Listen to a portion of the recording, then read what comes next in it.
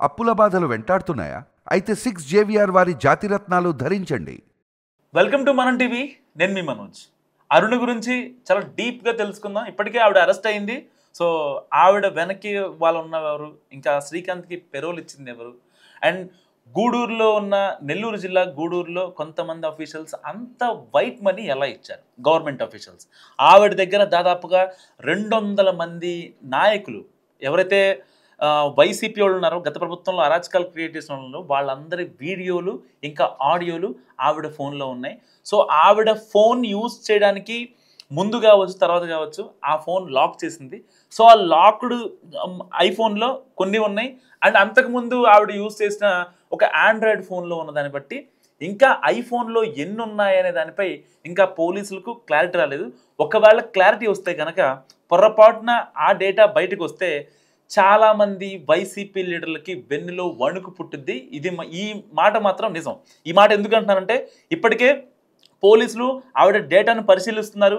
ఆవిడకి ఎవరైతే ఆ డబ్బులు సమకూర్చారో వాళ్ళల్లో ప్రజాప్రతినిధులు ఉన్నారు, మాజీ మంత్రులు ఉన్నారు, ఇంకా వైసీపీలో చిన్నా చిత్తగా పదవులు అనుభవించిన వాళ్ళు ఉన్నారు, గవర్నమెంట్ అధికారులు కూడా ఉన్నారు. సో ఇంతమంది డేటా అరుణ దగ్గర ఉందంటే అరుణ ఏ రేంజ్ బిగ్ ఫిష్ అర్థం చేసుకోవచ్చు.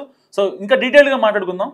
నేర కార్యకలాపాలు చేసి గత ప్రభుత్వంలో అధికారంలో ఉన్నప్పుడు అడ్డగోలు వ్యవహారాలకు పాల్పడి నెల్లూరు జిల్లాను శాసించిన చీకటి మహిళ అరుణ వ్యవహారంలో అనేక మలుపులు తిరుగుతున్నాయి. సో ఇటీవల రౌడీ షీటర్ శ్రీకాంత్ పెరోల్ విషయంలో ఆమె పాత్ర బయటకు వచ్చింది. అక్కడ దొరికింది లింక్.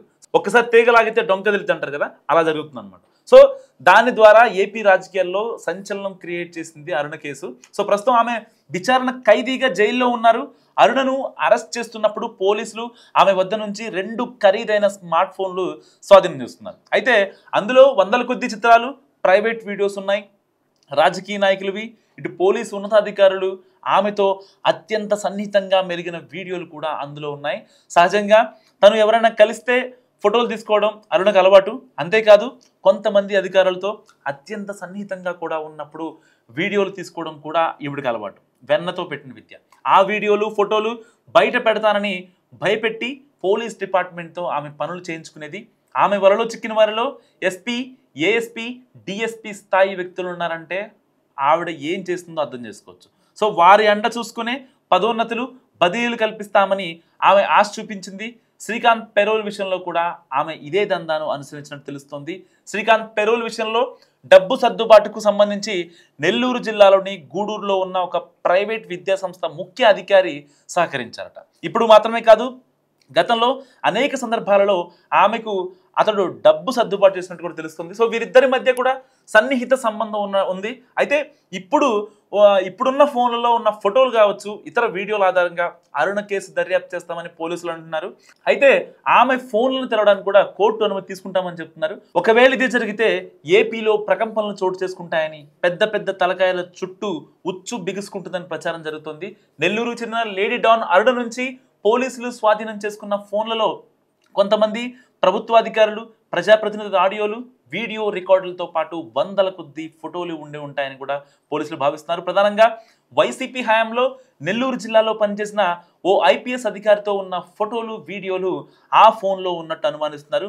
కస్టడీకి తీసుకున్నప్పుడు ఆమెతోనే ఈ ఫోన్లు తెరిపించి వాటిలోని సమాచారాన్ని వెలికి తీయాలని కూడా నిర్ణయించారు. అరుణను అరెస్ట్ చేసినప్పుడు ఆమె వద్ద నుంచి 2 ఖరీదైన మొబైల్ ఫోన్లు స్వాధీనం చేస్తున్నారు. కోర్టు అనుమతి తీసుకొని వాటిలో ఏముందో కూడా మొత్తం కాల్ డేటా కావచ్చు, ఇంకా ఆవిడ కాల్స్ అరెస్ట్ చేయదు కాబట్టి ఆ టైంలో, ఎందుకంటే ఆవిడని హైదరాబాద్ వస్తుంటే ఆన్ ది వేలో పట్టుకున్నారు. సో ఆ టైంలో కాల్ లిస్ట్ మొత్తం అరెస్ట్ చేసేంత సీన్ ఉండదు. కానీ ఏదేమైనా సరే ఆ దాంట్లో ఉన్న డేటా మాత్రం చాలా కీలకం. సో వాటిలో ఎవరెవరు ఫోటోలు ఉన్నాయి, ఎవరెవరు వీడియోలు, ఆడియోలు ఉన్నాయి, ఎవరి గుట్టు బయటపడుతుంది అనేది ఇప్పుడు చర్చనీయాంశంగా మారింది. అధికారులు అయితే ఏంటి, ప్రజాప్రతినిధులు, ఇంకా ఉన్నత స్థాయి వ్యక్తులు, పెద్ద పెద్ద బిజినెస్ మ్యాగ్నెట్లు వాళ్ళతో మాట్లాడిన వాయిస్ రికార్డులు చేయడం, సో వారితో సన్నిహితంగా ఉన్నప్పుడు ఫోటోలు, వీడియోలు తీసుకోవడం అరుణకు చాలా మంచి అలవాటు. సో తీయని మాటలతో వారిని ఉచ్చులోకి దించడం, తర్వాత అనుకున్న పనులు చేయించుకోవడం ఆమె అనుసరించే నేర విధానం. సో తనకు సహకరించకపోతే వారితో సన్నిహితంగా ఉన్నప్పుడు వివిధ ప్రాంతాలకు ట్రిప్పులకు వెళ్ళినప్పుడు తీసిన వీడియోలు, ఫోటోలు బయట పెడతానని బెదిరించేది. సో అప్పటికి దారికి రాకపోతే వాటిని చూపి ఉన్నతాధికారులకు ఫిర్యాదు చేసేది. సో అరుణ భాగోతాలు ఒక్కొక్కటిగా వెలుగులోకి వస్తున్నాయి. సో మీకేమన్నా అరుణ గురించి తెలిస్తే కామెంట్ రూపంలో చెప్పండి.